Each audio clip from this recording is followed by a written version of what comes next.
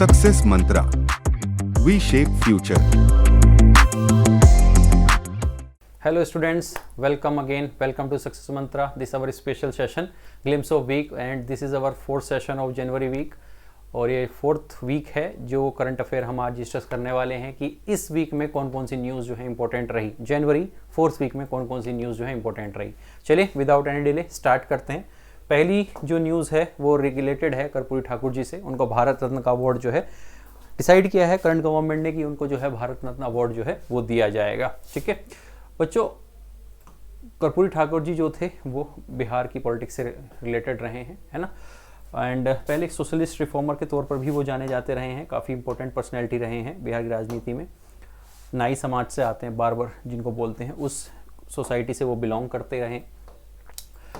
मुख्यमंत्री के तौर पर भी उन्होंने सर्व किया है बिहार में, और उनके एफर्ट्स को देखते हुए गवर्नमेंट ने डिसाइड किया कि उनको जो है भारत रत्न का अवार्ड जो है वो दिया जाएगा। ठीक है, प्रेसिडेंट ऑफ इंडिया ये अवार्ड देते हैं, है ना। सेरेमनी होती है प्रेसिडेंट हाउस में, और उस दौरान जो है ये अवार्ड उनको दिया जाएगा। ये मरणोपरांत उनको ये अवार्ड दिया जा रहा है ना। पोस्टमसली ये अवार्ड उनको दिया जा रहा है। ठीक है, तो ये याद रखना है। जब भी किसी कंट्री के एक हाईएस्ट अवार्ड की बात आती है तो भारत के कॉन्टेक्स्ट में वो अवार्ड जो है भारत रत्न होता है। इससे बड़ा कोई अवार्ड नहीं है। ठीक है, तो करंट टाइम पे देखा जाए तो सचिन तेंदुलकर, है ना, लता मंगेशकर जी अब वो नहीं रही, उनको भी ये रिसेंटली जो है गवर्नमेंट ने भारत रत्न अवार्ड दिया था। ठीक है, अभी लिविंग लेजेंड में अगर देखा जाए तो सचिन तेंदुलकर ही हैं जो भारत रत्न अवार्ड होल्डर्स हैं, है ना। उनके बाद अब ये जो अवार्ड दिया जा रहा है ये किसको दिया जा रहा है, तो ये कर्पूरी ठाकुर जी को दिया जा रहा है। इस पहले जो है प्रेसिडेंट रह चुके हैं, एक्स प्रेसिडेंट रह चुके हैं प्रणब मुखर्जी, उनको भी ये अवार्ड दिया। गवर्नमेंट ने डिसाइड किया था कि उनको भी अवार्ड दिया जाएगा। ठीक है, चलिए इसकी हायरार्की की अगर हम बात करें तो भारत रत्न के बाद बच्चों जो नेक्स्ट लोअर लेवल का अवार्ड होता है वो पद्म विभूषण होता है, देन पद्म भूषण, देन पद्मश्री। तो वो एक हायरार्की है। पद्म विभूषण और पद्म भूषण, पद्मश्री अवार्ड्स की भी घोषणा गवर्नमेंट ने कर दी है। उसका भी हम नेक्स्ट वीक में उसको डिस्कस करेंगे, बिकॉज जो है वो करंट वीक में जो है वो बताया गया है, जो कि नेक्स्ट वीक के करंट अफेयर में आपको देखने को मिलेंगे। ठीक है, तो ये आपको समझ में आना चाहिए कि भारत सरकार ने जो भारत रत्न अवार्ड देने की ये बात करी है, ये कर्पूरी ठाकुर जी को देने की ये बात करी है। उनके बारे में थोड़ा सा जानते हैं, चलिए समझते हैं। चीफ मिनिस्टर रहे हैं बिहार के, कब से कब? 2 बार रहे हैं, 1970 से 71 एंड देन 77 से 79। ठीक है, ओके। अर्ली लाइफ की बात करें तो पॉलिटिकल फाउंडेशन उनका रहा है। ओके, फ्रीडम फाइटर रहे पहले, बाद में जो है उन्होंने सोशलिस्ट पार्टीज़ को ज्वाइन किया। सोशलिस्ट व्यू उनका रहा है। गरीबों के लिए हेल्प करना, उनके लिए काम करना, लेबर मजदूरों के लिए काम करना, ये उनका व्यक्तित्व रहा। 2 मेन फेमस लीडर्स जिनके साथ उन्होंने मिलकर काम किया, नारायण साहब, है ना, JP नारायण जी, और राम प्रकाश लोहिया, है ना, राम मनोहर लोहिया, सॉरी। तो इन 2 लोगों के साथ मिलकर जो है इन्होंने काम किया है ना। फ्रीडम फाइटर भी रहे, JP के साथ रहे, और राम मनोहर लोहिया के साथ रहे। कौन? कर्पूरी ठाकुर जी। ठीक है, तो ये दिखाता है कि उनका एक सॉलिड बैकग्राउंड रहा है, और इस दौरान जो है उन्होंने अपने व्यक्तित्व को भी निखारा और जन सेवा में अपना जो है पूरा जीवन जो है उन्होंने समर्पित किया। अगर बात करें किस कम्युनिटी से आते थे तो नाई कम्युनिटी, बार्बर कम्युनिटी जो होती है उससे आते हैं। Extreme backward class, EBC section से बिलोंग करते हैं, है ना। EBC OBC, है ना, तो OBC का एक क्राइटेरिया है, EBC एक्सट्रीम बैकवर्ड क्लास, उसके अंदर आते हैं। पॉलिटिक्स में उन्होंने एंट्री की 1952 में, after the independence of Bharat. उसके बाद लेजिस्लेचर में रहे जब तक उनकी डेथ नहीं हुई, जब 1985 तब तक वो MLA रहे। ठीक है, तो कहने का मतलब ये है कि एक long time serving time period उनका रहा जब तक वो राजनीति से जुड़े रहे। ठीक है, एक मिनिस्ट्रियल टर्म भी देखा उन्होंने 1977 के दौरान, चीफ मिनिस्टर भी रहे। तो एक अच्छा कहना चाहिए, एक हेल्दी पॉलिटिकल कैरियर जो है कर्पूरी ठाकुर जी का रहा। ठीक है, काम जो भी उन्होंने किए उसको हम देखते हैं, समझते हैं। जो जैसे मैंने पहले ही बताया कि सोशलिस्ट वर्कर रहे हैं, तो जनता का वेलफेयर, है ना, पीपल्स वेलफेयर उन्होंने किया है ना। 1978 में उन्होंने इंट्रोड्यूस किया एक रिजर्वेशन मॉडल। ठीक है, समझना है, इसमें 26% रिजर्वेशन उन्होंने स्पेसिफिक कोटाधारियों को दिया, जिसमें OBC, EBC कास्ट जो हैं, वुमेन, इकोनॉमिक बैकवर्ड क्लास, ये सेक्शंस आते हैं। ठीक है, तो जैसे गवर्नमेंट ने अभी जो EWS बेस्ड कोटा, या फिर बहुत सारे स्टेट्स में अभी भी जो है OBC और EBC ये अच्छे से क्राइटेरिया नहीं है, लेकिन उस ज़माने में ही उन्होंने जो है 1978 में इस रिजर्वेशन को प्रोवाइड करने की बात बोली। तो कर्पूरी ठाकुर जी के जो एफर्ट्स हैं for the welfare of the society वो अपने आप में रिमार्केबल हैं। ठीक है, इसके बाद उन्हें 27% रिजर्वेशन अदर बैकवर्ड क्लासेस के लिए, जो ओबीसी के लिए होता है, उसको रिक्लासिफिकेशन किया, रेटिफाई करके दिया। ठीक है, उन्होंने उर्दू को भी बिहार की सेकेंड ऑफिशियल लैंग्वेज बनाया, साथ ही साथ प्रमोट किया। उन्होंने पॉलिसीज़ है ना, हिंदी और भी जो लोकल लैंग्वेज है, वर्नाकुलर लैंग्वेजेस हैं, उनको जो है उन्होंने प्रमोट किया। कहने का मतलब ये है कि समाज के सबसे निचले तबके तक कैसे बेनिफिट्स को पास ऑन किया जाए, है ना, इसके लिए कर्पूरी ठाकुर जी ने काफ़ी काम किया है, चाहे फिर वो लैंग्वेज के थ्रू हो, चाहे वो पॉलिसीज़ के थ्रू हो, चाहे वो रिजर्वेशन के थ्रू। ठीक है, तो ये उनके एक्सेप्शनल वर्क रहे अपने टाइम पीरियड के दौरान, है ना, जिनको हम वैल्यू कर सकते हैं। ओके, चलिए आगे देखिए। जो सेकंड इंपॉर्टेंट न्यूज़ है, सेकंड इंपॉर्टेंट न्यूज़ वो ये रहेगी, इस दौरान ASI ने सर्वे, आर्कियोलॉजिकल सर्वे ऑफ इंडिया, है ना, अलेक्जेंडर कनिंघम की लीडरशिप में इस ऑर्गेनाइजेशन को इस्टेब्लिश किया गया था, ASI को इस्टेब्लिश किया गया था।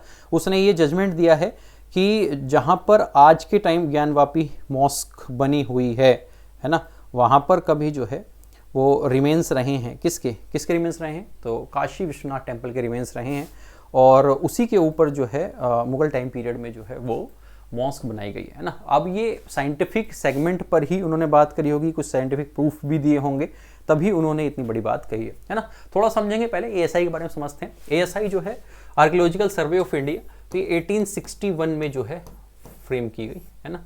अलेक्जेंडर कनिंघम ने इसको जो है बच्चों बनाया है। ठीक है, अलेक्जेंडर कनिंघम, ये वर्ड आप याद, ये नेम आप याद रखिएगा, है ना, ये पूछा जा सकता है ना, कि he was the founder person behind the establishment of the archaeological survey of India. Delhi में इसका हेडक्वार्टर है और मिनिस्ट्री ऑफ कल्चर के अंदर जो है ये ऑपरेट करता है। ठीक है, it's operate under the ministry of culture, है ना, मिनिस्ट्री ऑफ कल्चर के अंदर ये ऑपरेट करता है। ठीक है, तो ये मिनिस्ट्री आप याद रखिए, एंड ये पर्सनैलिटी का नाम याद रखिए जिन्होंने इसके फाउंडेशन में जो है अपना योगदान दिया है। ठीक है, अभी बात करें DG की, अभी जो इनके डायरेक्टर जनरल हैं, तो यदुवीर सिंह रावत जी जो हैं इसके अभी डायरेक्टर जनरल हैं आर्कियोलॉजिकल सर्वे ऑफ इंडिया के। ठीक है, याद रखना है।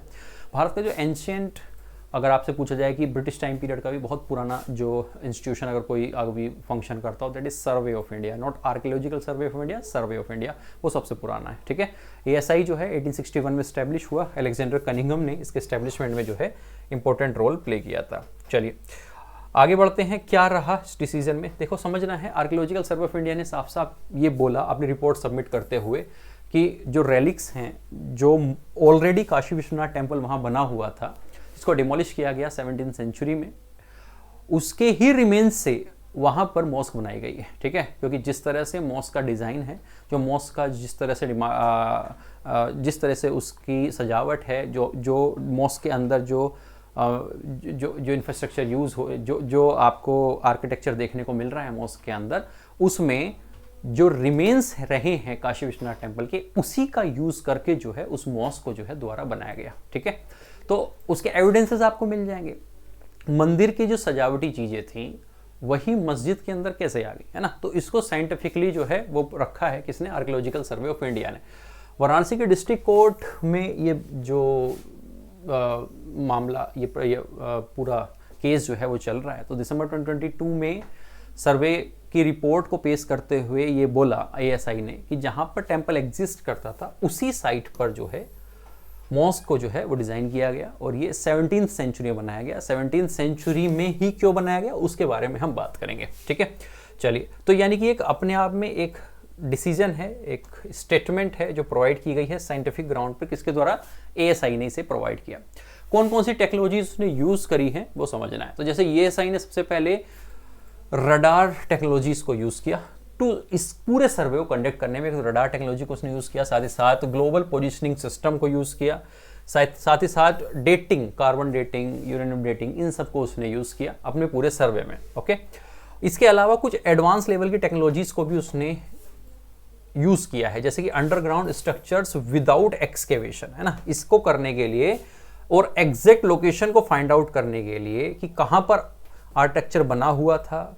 ओके, और जो बहुत पुराने ओल्ड एज ऑब्जेक्ट्स हैं उसकी एज को कैसे पता किया जाए बिना खुदाई किए हुए, इसके लिए भी कुछ state of the art techniques उसने यूज़ करी हैं। ठीक है, ऐसा ASI की रिपोर्ट में मेंशन है। ठीक है, जो बेसिक ट्रेडिशनल जो टेक्नोलॉजीज़ हैं वो यही हैं, रडार है, जीपीएस सेगमेंट है, कार्बन डेटिंग है, ये प्रोसेस। लेकिन कुछ ऐसी भी टेक्निक्स उसने यूज़ करी हैं एएसआई ने, जिसके थ्रू एडवांस लेवल का जो है आपको देखने को मिलेगा, एडवांस लेवल की टेक्नोलॉजीज देखने को मिलेंगी जो सर्वे करने में काम हुई, यूज़ हुई हैं। अब ये फाइंडिंग क्या आई है वो समझना है ना। सर्वे में रिपोर्ट में आर्कियोलॉजिकल सर्वे ने बोला क्या है, सर्वे ऑफ इंडिया ने बोला क्या है। उन्होंने बताया कि जो पर्सियन क्रॉनिकल्स थे, है ना, और जो अकाउंट्स थे हिस्टोरियंस के, है ना, जो समय के साथ आज भी अवेलेबल हैं, उनमें साफ साफ बोला गया है कि जो हिंदू टेम्पल है काशी विश्वनाथ का, है ना, वो डिमोलिश्ड किया गया औरंगजेब के ऑर्डर से 17th सेंचुरी में। तो पहला जो एविडेंस दिया एएसआई ने वो दिया पर्शियन जो हिस्टोरियंस थे उन्हीं की लिखी हुई बुक्स को, उन्हीं के लिखे हुए जो नोट्स हैं उन्हीं को कोट किया एएसआई ने। सेकंड, पर्शियन टेक्स्ट मासिर ए आलमगिरी, है ना, ये एक बुक है जो लिखी गई औरंगजेब के डेथ के तुरंत बाद। कब लिखी गई? 1707 में। उसमें भी ये बोला गया कि 1669 में जब वो गवर्नर था औरंगजेब, तब उन्होंने हिंदू टेम्पल्स को डिस्ट्रॉय करने की जो है ऑर्डर पास किए थे, ठीक है, ऐसा बोला गया। और विश्वनाथ टेम्पल, जहां जो काशी विश्वनाथ टेम्पल है, उसमें उसका स्पेसिफिकली मेंशन उसमें मिलता है। किसमें? मासिर ए आलमगिरी में। तो ये बुक अपने आप में इंपॉर्टेंट हो जाती है, ये पूछी जा सकती है, ठीक है, याद रखना है। साथ ही साथ जो हिस्टोरियन है जादूनाथ सरकार, तो उन्होंने ट्रांसलेट किया है उस सारे बुक्स का जो मासिर, इंक्लूडिंग मासिर आलमगिरी, जिसमें ये बताया गया है कि औरंगजेब के टाइम पीरियड पे ये ऑर्डर दिया गया था कि इस टेम्पल को क्या किया जाए, डिमोलिश किया जाए और उसकी जगह क्या बनाई जाए, मॉस्क बनाई जाए। तो यानी कि पर्शियन हिस्टोरियंस और जो भी राइटर्स हैं उनके जो कोट्स हैं उनको एक कहना चाहिए कि एक फाउंडेशन बनाते हुए एएसआई ने अपनी रिपोर्ट में जो है वो पूरा सर्वे कंडक्ट किया है। साथ ही साथ एएसआई ने ये मेंशन किया कि जो ज्ञानवापी मॉस्क है वो 1670s और 1680s, या तो 1670 में या 1680 में बनाई गई है, ठीक है, ओके। और इसमें जो भी मटेरियल यूज हुआ वो साफ साफ तौर पर मुगल पावर को दिखाता है, बिकॉज मुगल पावर ने उस मंदिर को डिमोलिश किया और उसी के मटेरियल से मॉस्क बनाई, ठीक है, ऐसा बोला जा रहा है, ठीक है। लोकल एलिमेंट्स विजिबल होते हैं मॉस्क में। काशी विश्वनाथ टेम्पल के जो लोकल एलिमेंट्स हैं वो एविडेंट हैं, वो विजिबल होते हैं, ठीक है। ज्ञानवापी मॉस्क जो बनाई गई किसके रेलिक से? विश्वनाथ टेम्पल के रेलिक से, है ना, काशी विश्वनाथ टेम्पल के रेलिक से। वो 18th सेंचुरी में बाद में जाकर उस 1670 और 80s में तो मॉस्क बना दी गई। मान लीजिए ये पूरा कंपाउंड है, यहां पर मॉस्क बनी हुई है और आज यहां टेम्पल बना हुआ है, ठीक है। ये मान लीजिए बीच की दीवार है, तो पहले टेम्पल यहीं था, लेकिन अब वो टेम्पल यहां नहीं है, क्योंकि ये 1670 में या फिर 1680 में यहां पर क्या बना दी गई? मॉस्क बना दी गई। तब बाद में 18th सेंचुरी में उसी के बगल में जाकर यहां पर टेम्पल बनाया गया। ये बोला गया है एएसआई ने, है ना, ये एएसआई ने कोट किया है, ठीक है। ध्यान से समझना है कि 1670 1680 में जब मॉस्क बनाई गई, वो वहां पर ओरिजिनली वहां पर टेम्पल था, ठीक है, उसको डिमोलिश किया गया।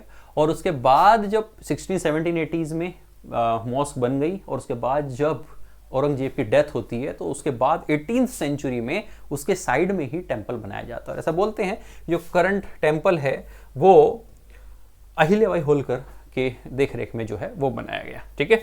चलिए अगली न्यूज, आगे इसमें हम बढ़ते हैं। तो क्या एविडेंस मिले हैं एएसआई को हिंदू टेम्पल के, उनके बारे में थोड़ी बात करते हैं, है ना।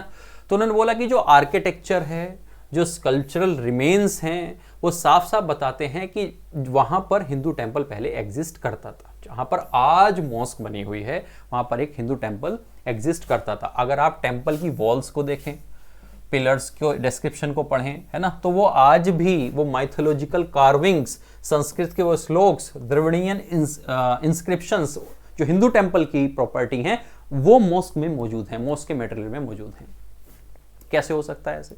ये यानी कि इसका साफ साफ मतलब है कि जो टेम्पल बनाया गया उसी के रेलिक से मॉस्क को डिजाइन किया गया, ठीक है, ये बोला गया है, ठीक है। तो जो स्कल्पचर हुआ है उस मॉस्क का, उसमें वही बिल्डिंग मटेरियल यूज हुआ जो पहले किसका बिल्डिंग मटेरियल था?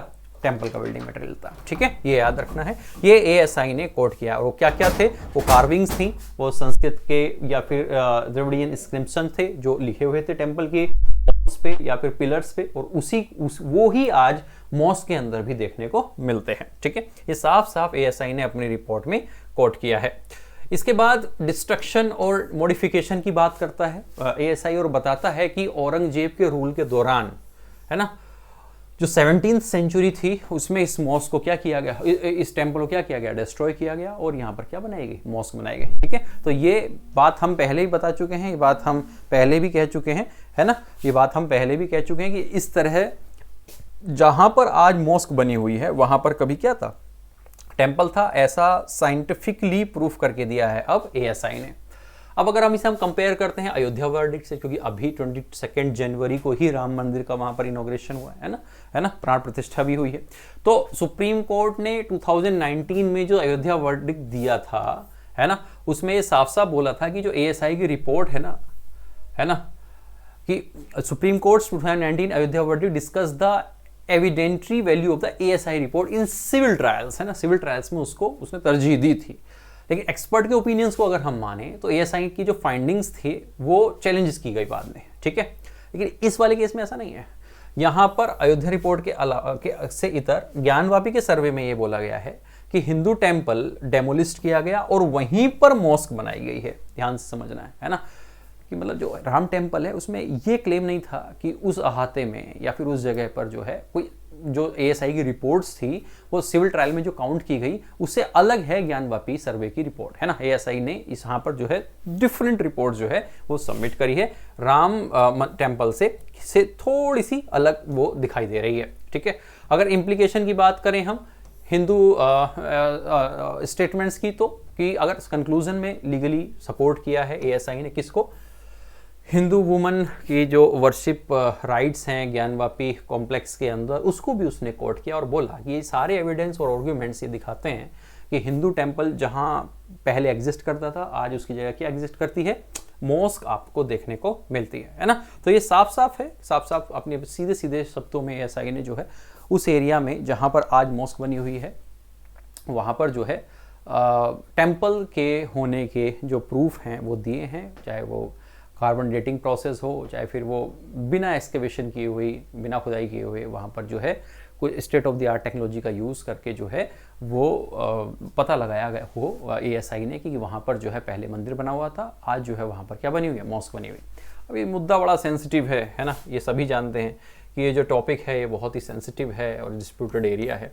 तो इस पर दोनों ग्रुप्स को, हिंदू और मुस्लिम ग्रुप्स को, दोनों को कम्युनल हार्मोनिक बनाकर जो है इस मुद्दे को क्या करना चाहिए, सॉल्व करना चाहिए।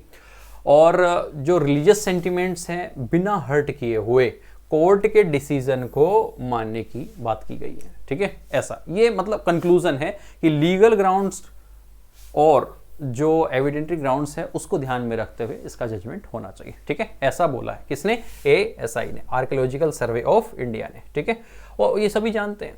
अब कोर्ट की जब फर्दर जब फ्यूचर कोर्ट प्रोसीडिंग होगी तो उसमें एएसआई की रिपोर्ट को डेफिनेटली वो कंसीडर करेंगे, है ना। एएसआई ने जो बोला है क्रॉस क्वेश्चनिंग होगी, क्रॉस एग्जामिनिंग हो सकती है ना, मे बी मुस्लिम पार्टीज जो हैं या फिर जो माइनॉरिटी सेक्शंस हैं उसको चैलेंज कर सकते हैं। ठीक है, करें, है ना, वो कुछ सबूत ला के दें कि जो एएसआई की रिपोर्ट से को जो है वो खारिज करते हो, है ना। तो उसके लिए जो है कॉन्ट्ररी आर्गुमेंट्स जो है उनको रखने पड़ेंगे, है ना। तो ये एक डिबेट होगी और कोर्ट विल डिसाइड कि वहाँ पर क्या फाइनल होने वाला है। तो कोर्ट के थ्रू ही इसका भी जजमेंट जो है वो आएगा। ठीक है, ये याद रखना है। तो ये सेकेंड इंपॉर्टेंट न्यूज़ थी जो आज पिछले ग्लिम्स ऑफ वीक में जो है इंपॉर्टेंट रही है, वो आपको देखनी चाहिए। तीसरी जो इंपॉर्टेंट न्यूज़ है वो रही 75th Republican day of India, है ना। काफ़ी जोश के साथ 75th रिपब्लिक डे मनाया गया, इस 26 जनवरी को मनाया गया। और Republic day 75th Republic day था ये इस बार का, है ना।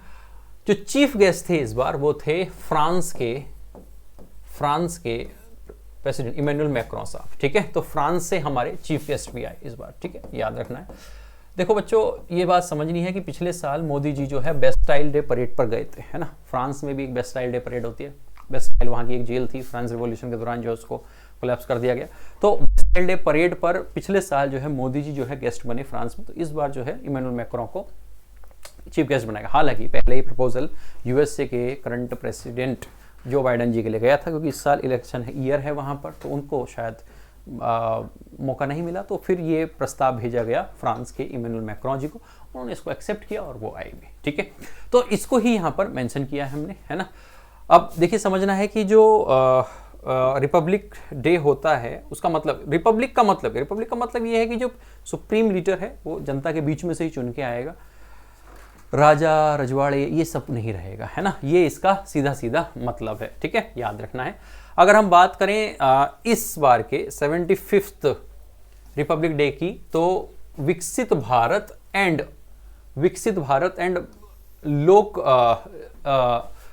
लोकतंत्र की,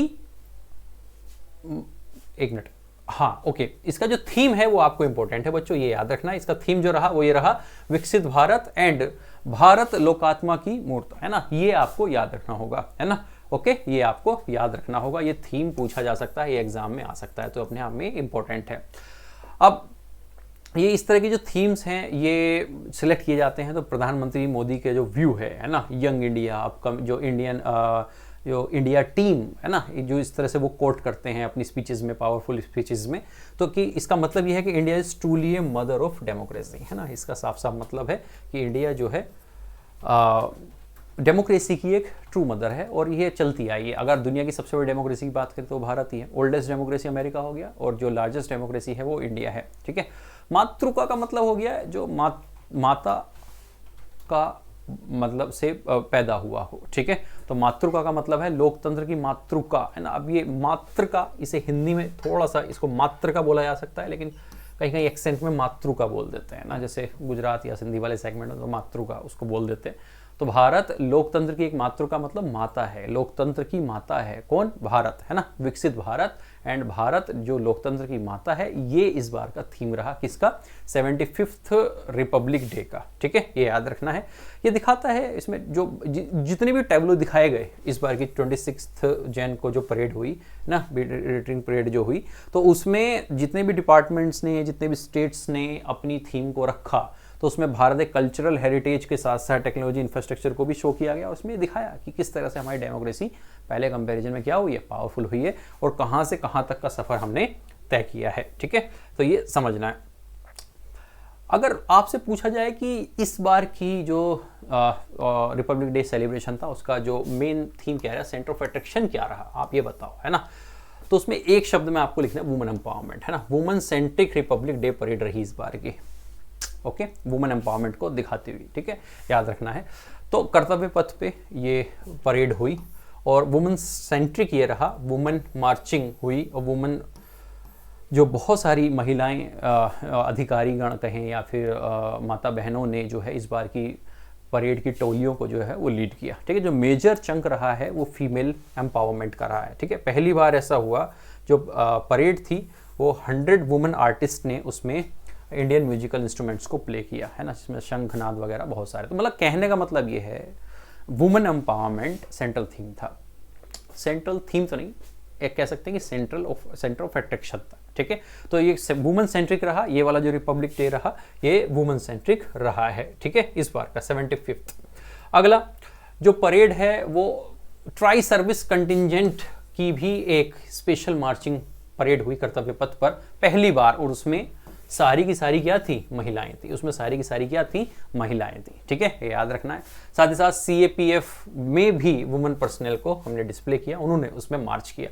कहने का मतलब ये है कि इन सारी प्रैक्टिसेस से पता चलता है कि ये पूरा जो इस बार का जो 75th रिपब्लिक डे परेड रही ये वुमेन सेंट्रिक रही है। ठीक है, तो महिलाओं ने इसमें बढ़ चढ़कर हिस्सेदारी इस बार ली है। फ्रेंच पार्टिसिपेशन जो रिपब्लिक डे परेड में, क्योंकि पिछली बार जब मोदी जी गए थे तो हमारी तरफ से पंजाब इन्फेंट्री ने जो है मार्च किया था बेस्टाइल डे परेड पर, और साथ ही साथ इंडिया नेवी और एयरफोर्स के भी तरफ से भी सिग्नेटरी मार्चिंग की गई थी फ्रांस में। ठीक है, तो वैसा ही कुछ कुछ यहाँ पर भी देखने को मिला। तो 33 मेंबर्स का एक बैंड आया जिसमें 95 मेंबर्स के पीछे मार्च कर रहे थे, और वो सारे के सारे कहाँ से थे, फ्रांस से थे। ठीक है, उन्होंने भी इस परेड में जो है पार्टिसिपेट किया है। ठीक है, भारत के एयरक्राफ्ट्स मल्टीपल टाइप्स के एयरक्राफ्ट्स ने जो है अपने जो है करतब दिखाए, एयर शोज दिखाए, है ना। उसमें अब राफेल, क्योंकि हमने परचेज ही फ्रांस से किया है, तो उसका भी पार्टिसिपेशन रहा इस पूरी परेड में, ठीक है, ये याद रखना है। देखिए, फ्रांस एक भारत का एक बहुत ही डिपेंडेंट और उभरता हुआ हथियार सप्लायर है, ठीक है। यूएस, रशिया के बाद अगर हम बात करें रशिया से, जो जैसे रशिया वॉर में इंडल्ज है, तो उस दौरान अब रशिया क्योंकि हमें वेपन सप्लाई नहीं कर पा रहा है, तो हमें जो वेपन सप्लाई अभी आज के टाइम पर मेजरली कर रहे हैं वो तो अमेरिका और उसके बाद जो है फ्रांस ही वो कंट्री हैं जो मेजर वेपन सप्लायर हैं इस टाइम हमारे, क्योंकि सिप्री की रिपोर्ट साफ साफ बोलती है कि भारत दुनिया का सबसे बड़ा आम इंपोर्टर है, सॉरी। तो हम एक्सपोर्ट नहीं करते, इंपोर्ट करते हैं। तो जो एक्सपोर्टर करने वाली कंट्री हैं लाइक अमेरिका, फ्रांस, तो उसमें से अमेरिका के बाद दूसरे नंबर पे इस समय आज के टाइम पर अगर सीनोरी देखें आप, हालांकि जनरली इसमें रशिया रहता है, लेकिन रशिया जो है यूक्रेन वॉर में इंडल्ज है, तो उसकी वजह से आज के टाइम पर जो इंडिया का मेजर वेपन सप्लायर हुआ है वो कौन बन के उभरा है, वो फ्रांस बन के उभरा है, ठीक है। एक स्ट्रेटेजिक पार्टनरशिप भी है हमारी फ्रांस के बीच, ओके, ये याद रखना है। फार्मर्स को अच्छा, सेकंड अगर हम बात करें वुमेन के अलावा, सेकंड अगर हम सेगमेंट की अगर बात करें, तो इस रिपब्लिक डे परेड पर बच्चों फार्मर्स का प्रेजेंटेशन भी रहा है ना। फार्मर्स का भी स्पेशल गेस्ट के तौर पे जो है वो शामिल किया गया। लगभग 1500 फार्मर्स है ना, 1500 फार्मर्स और उनके अपनी पत्नियों के साथ वो आए थे, है ना, टोटल दोनों जोड़े के साथ। तो 1500 फार्मर्स के पति पत्नियों के जोड़े जो हैं वो आपको देखने को मिले इस बार की रिपब्लिक डे परेड पर 2024 में, ठीक है। अब इसमें जो फार्मर्स थे वो FPO है ना, फार्मर्स प्रोड्यूसर ऑर्गेनाइजेशन, ओके, इसको भी रिप्रेजेंट कर रहे थे। साथ ही साथ इसमें PM किसान से जो स्कीम है, ये स्कीम है PM किसान स्कीम, इसके भी बेनिफिशियरी थे। और साथ ही साथ माइक्रो इरिगेशन जो स्कीम भारत सरकार ने चलाई है ना, पर ड्रॉप मोर क्रॉप, है ना, या फिर प्रधानमंत्री की जो इरिगेशन स्कीम है, तो उसके भी बेनिफिशरीज जो है इस इन फार्मर्स में जो है वो शामिल थे, ठीक है। ये इनविटेशन जो है ये एक्सटेंड किया गया और गवर्नमेंट ने जो है जन भागीदारी को ध्यान में रखते हुए फार्मर्स को इस बार रिपब्लिक डे पे जो है बच्चों वो पूरी की पूरी जो है उनको उसी तरह से जो वो डिजर्व करते हैं उस तरह से उनको वेलकम किया गवर्नमेंट की तरफ से। यानी कि इस बार के रिपब्लिक डे परेड पे एक तो वुमेन सेंट्रिक हुआ, फ्रेंच पार्टिसिपेशन हुआ और तीसरा फार्मर्स पार्टिसिपेशन भी रहा है। टैब्लो की अगर हम बात करें तो टैब्लो में 25 टैब्लो दिखाए गए जो कि 16 स्टेट्स और 9 मिनिस्ट्रीज डिपार्टमेंट्स ने उसमें पार्टिसिपेट किया। हालांकि थोड़े दिनों पहले पंजाब का थोड़ा सा सुनने भी आ रहा था कि पंजाब के टैब्लो को गवर्नमेंट ने रिजेक्ट कर दिया, तो इस तरह के विवाद होते रहते हैं, है ना। लेकिन फिर भी हमें याद रखना चाहिए कि टोटल कितने टैब्लो दिखाए गए, 25 है ना, जो कि 16 स्टेट्स और यूटीज के थे और 9 जो है वो मिनिस्ट्रीज के थे, ठीक है, याद रखना है। टेक्सटाइल इंस्टॉलेशन, ये ध्यान से समझना है। टेक्सटाइल, देखिए भारत में एग्रीकल्चर के बाद टेक्सटाइल डिपार्टमेंट दूसरा सबसे बड़ा एम्प्लॉयमेंट देने वाला सेगमेंट है। तो टेक्सटाइल इंस्टॉलेशन, अनंत सूत्र, द एंडलेस थ्रेट, इसने भी एक मतलब कहना चाहिए कि एक सेंटर ऑफ अट्रैक्शन ये रहा अपने आप में, अनंत सूत्र, ठीक है। एक टैब्लू निकाला गया, उस टैब्लू में अनंत सूत्र को दिखाया गया जो एंडलेस थ्रेट को दिखाता है, ठीक है। अगर रिपब्लिक डे सेलिब्रेशन की बात करें तो मिनिस्ट्री ऑफ कल्चर ने शोकेस किया टेक्सटाइल इंस्टॉलेशन जिसका नाम रखा था अनंत सूत्र। ये जो हम अनंत सूत्र की बात कर रहे हैं किस मिनिस्ट्री का टैब्लू था, ये मिनिस्ट्री ऑफ कल्चर का टैब्लू रहा, ठीक है, जिसने ये दिखाया कि इंडिया का टेक्सटाइल सेक्टर जो है अपने आप में एक बहुत बड़ा एक सेगमेंट है ना। याद समझिए आप इस बात को, फार्मर्स एग्रीकल्चर के बाद अगर दूसरा सबसे बड़ा कोई एम्प्लॉयमेंट देने वाला, रोजगार देने वाला कोई सेगमेंट है तो वो कौन सा है, वो टेक्सटाइल सेक्टर है, ठीक है। तो अनंत सूत्र में मतलब जितने भी साड़ी के फॉर्म्स भारत में जो है देखने को मिलेंगे आपको, जितने पॉसिबल हो सकते हैं मैक्सिमम, जो फेमस हैं उन सबको इस अनंत सूत्र में पिरोया गया है। ये देखिए मिनिस्ट्री ऑफ कल्चर का ये सेगमेंट रहा, जैसे जम्मू कश्मीर की कशीदा साड़ी, पंजाब की फुलकारी, हिमाचल प्रदेश की कुल्लू वी पत्तू, यूपी की बनारसी साड़ी, बिहार की भागलपुर सिल्क, असम की मूंगा, मणिपुर की मोरियांगफी, है ना, वेस्ट बंगाल की तांत की साड़ी, साथ ही साथ उड़ीसा की बोमकाई की जो साड़ी है ना, छत्तीसगढ़ की जो कोसा साड़ी है, तेलंगाना की पोचमपल्ली की साड़ी, तमिलनाडु की कांजीवरम की साड़ी, केरला की कसाबू की साड़ी, ऐसे ही मैसूर सिल्क, पैठानी, चंदेरी, पटोला और कोटा लहरिया, ये सारी मतलब हर एक मैक्सिमम पॉसिबल स्टेट्स की जो साड़ियों का एक कलेक्शन इस अनंत सूत्र में जो है बच्चों दिखाया गया है। ठीक है, तो याद रखना, अगर आपसे पूछा जाए कि इस बार जो 26 जनवरी की परेड पर अनंत सूत्र दिखाया गया वो क्या दिखाता है, तो दिखाता है भारत का जो टेक्सटाइल सेक्टर है उसको ये डिस्प्ले करता है। ठीक है, याद रखना है। और ये स्टनिंग ट्रिब्यूट था भारत की, लगभग 1900 से ज़्यादा साड़ियाँ और उसको बांधने के तरीके हैं भारत में। पूरे भारत में अगर देखें तो ये पूरा जो टैब्लू था जो मिनिस्ट्री ऑफ कल्चर ने बनाया था उसी को दिखाता है। ये दिखाता है कि भारत में कितनी डाइवर्सिटी है, लेकिन इतनी डाइवर्सिटी होते साथ भी उसको हम एक सूत्र में पिरो सकते हैं। अनंत सूत्र है ना, अनंत सूत्र मतलब इनफाइनाइट, लेकिन उसको हमने एक सूत्र में पिरोने की कोशिश करी है। ठीक है, याद रखना है। साथ ही साथ इस रिपब्लिक डे परेड पे कुछ कॉइन्स और स्टैम्प्स को भी जो है बच्चों वो लॉन्च किया गवर्नमेंट की तरफ से। मिनिस्ट्री ऑफ डिफेंस ने रिलीज किया commemorative coin and commemorative stamps during the celebration. ठीक है, याद रखना है। नेशनल स्कूल बैंड कंपटीशन भी हुए। साथ ही साथ पेट्रियोटिज्म, यूनिटी, नेशनल प्राइड, ये सब जो कॉमन थीम्स हैं इनको भी इस बार के रिपब्लिक डे परेड पर बच्चों जो है वो सेलिब्रेट किया गया। हर साल ही किया जाता है, इस साल भी उस परंपरा को जो है हमने बना के रखा है। ठीक है, याद रखना है।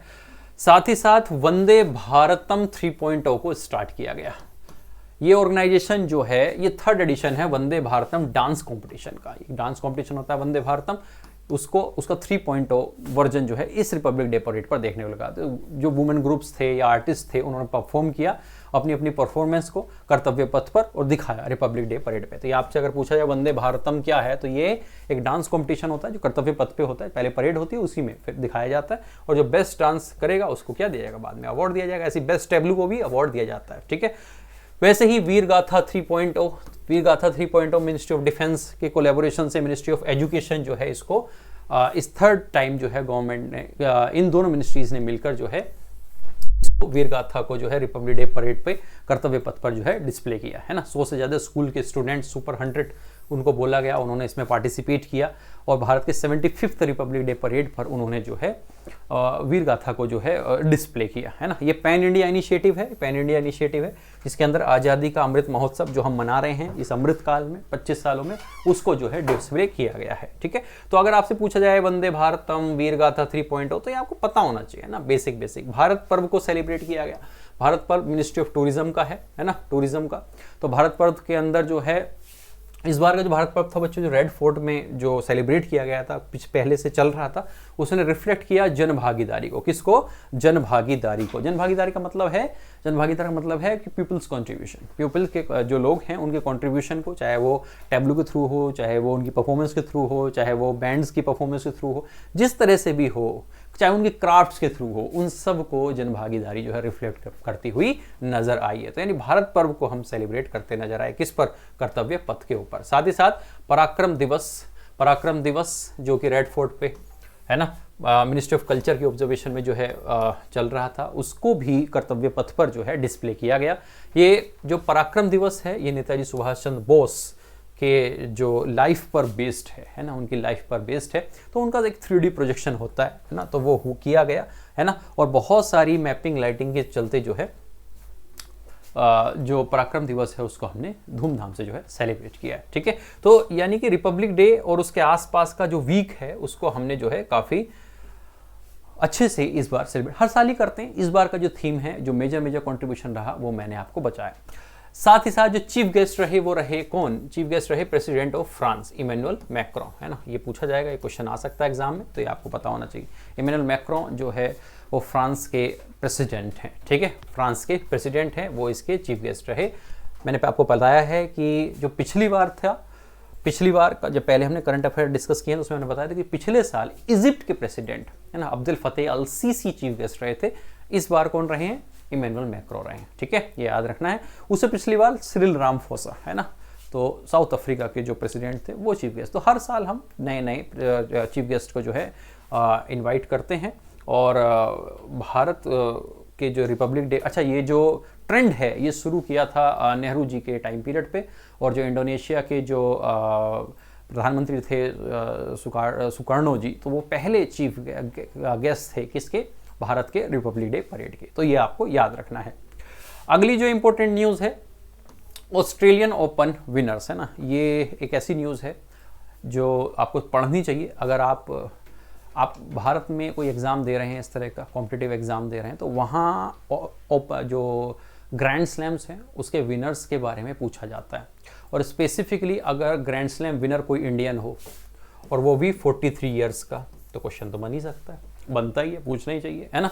तो 43 साल की उम्र में ग्रैंड स्लैम जीत लिया किसने, समझाएंगे अभी। देखो पहले समझो कि जो ग्रैंड स्लैम्स होते हैं, ऑस्ट्रेलियन ओपन, फ्रेंच ओपन, फिर Wimbledon and then US Open, है ना। तो ये मेजरली ग्रैंड स्लैम्स हैं, ठीक है। ये हर साल होते हैं, हर साल। और सिंगल होते हैं, डबल होते हैं, मिक्स डबल्स होते हैं, है ना। सिंगल में भी मेल फीमेल, और फिर डबल्स में मेल फीमेल, और मिक्स डबल में तो फिर मेल फीमेल दोनों तरफ से, ठीक है। तो समझना है। तो ये पूरी कैटेगरी मैंने समझाने के बाद अब मैं बताता हूँ आपको कि विनर कौन कौन रहे हैं, ठीक है।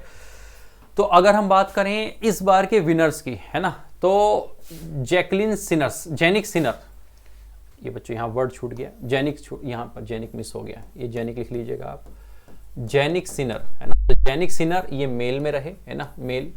साबालेंका ये फीमेल में जीती, है ना।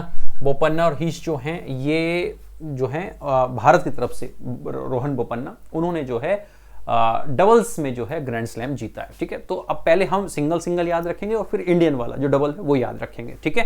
तो जेनिक सिनर ने जो है अपना पहला ग्रैंड स्लैम जीता है, ठीक है। साथ ही साथ जो फीमेल की बात करें तो आर्याना साबालेंका ने वुमेन्स का सिंगल खिताब जीता है, ठीक है, याद रखना। सिंगल इंडिविजुअल की अगर हम बात करें, एक प्लेयर, तो मैन में कौन जीता, जेनिक सिनर, और फीमेल में कौन जीती है, आर्याना साबालेंका, ठीक है, ये याद रखना है। भारत की तरफ से अगर बात करें तो रोहन बोपन्ना जीते हैं 43 इयर्स की एज में, है ना। ओल्डेस्ट मैन हो गए हैं जो ग्रैंड स्लैम जीते हैं, ओके। कौन, रोहन बोपन्ना, ठीक है, ओके। मेंस डबल में किसके साथ, तो ही सू वेई और एलिस मैथन, इन्होंने विमेन में जो है डबल्स का खिताब जीता है, समझना है, ओके। तो यानी कि क्वेश्चन अगर आपसे पूछा जाएगा तो जहाँ क्वेश्चन पूछे जाने के चांसेस जो हैं वो घर से ही हैं, और घर में आपको याद रखना है कौन है, तो रोहन बोपन्ना ने 43 जो अभी तक का ओल्डेस्ट, है ना, oldest person who won the any grand slam so far, ठीक है, याद रखना है, ओके। अब यहाँ मैंने कुछ बेसिक इन्फॉर्मेशन डालने की कोशिश करी कि जेनिक सिनर जो इटली से आते हैं ना, इनका कंट्री भी पूछ सकता है कि जेनिक सिनर भैया बताओ कौन से कंट्री से हैं, तो इटली से हैं, है ना, ओके। तो उन्होंने हराया किसको है, तो हराया उन्होंने डेनियल मेदवेदेव को, ठीक है, डेनियल मेदवेदेव को, ठीक है, उनको हराया है। अच्छा, ऑस्ट्रेलियन ओपन है तो ऑस्ट्रेलिया में ही होगा, मेलबर्न में हुआ है ना, मेलबर्न में ये फाइनल खेला गया, ठीक है। ओके, अगर आपसे पूछा जाए कि सबसे ज़्यादा ऑस्ट्रेलियन ओपन जीतने का खिताब किसके नाम है, तो वो नोवाक जोकोविक के नाम है। किसके नाम है, नोवाक जोकोविक के नाम है, ठीक है। सर्बिया के ये प्लेयर हैं, उनके ये नाम है। मैक्सिमम ऑस्ट्रेलियन ओपन उन्होंने जीते हैं 10। उसके बाद रोजर फेडरर ने जीते हैं, फिर आंद्रे अगासी ने जीते हैं, ठीक है। तो ये याद रखना। तो सबसे ज़्यादा वाले का नाम याद रखिए, 10 किसने जीत रखे हैं, 10 ऑस्ट्रेलियन ओपन किसने जीत रखे हैं ऑस्ट्रेलिया में, नोवाक जोकोविक। क्या आंसर होगा, नोवाक जोकोविक ने ये जीता हुआ है, ठीक है, याद रखना। ये देखिए यहाँ पर मैंने टेबल फॉर्म में भी बना के रखा है, स्कोर कार्ड भी है, और ये विनर है जेनिक सिनर, और फर्स्ट रनर रहे डेनियल मेदवेदेव, रशिया के हैं, नाम से पता चल रहा होगा आपको, है ना। तो इटली के जेनिक सिनर ने ऑस्ट्रेलिया ओपन जीता है इस बार का, ठीक है। अगर हम बात करें फीमेल सेक्शन की, एक मिनट जो अगर हम बात करें, ओके,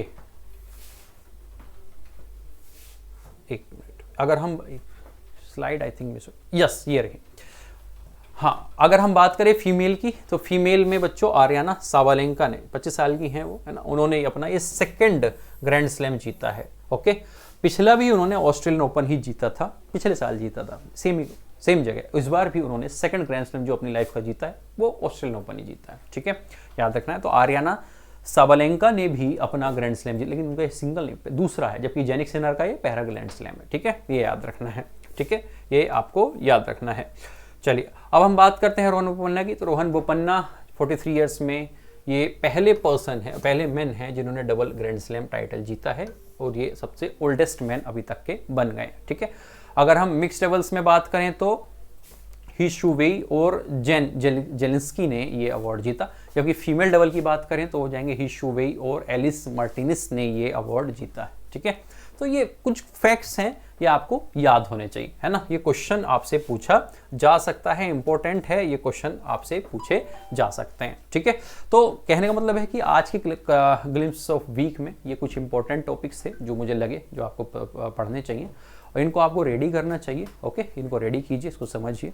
कोई डाउट हो तो आप कमेंट बॉक्स में पूछ सकते हैं। चलिए अब नेक्स्ट सेशन में मिलेंगे, तो हम नेक्स्ट वीक के करंट अफेयर देखेंगे। तब तक के लिए थैंक यू बच्चों, थैंक यू वेरी मच।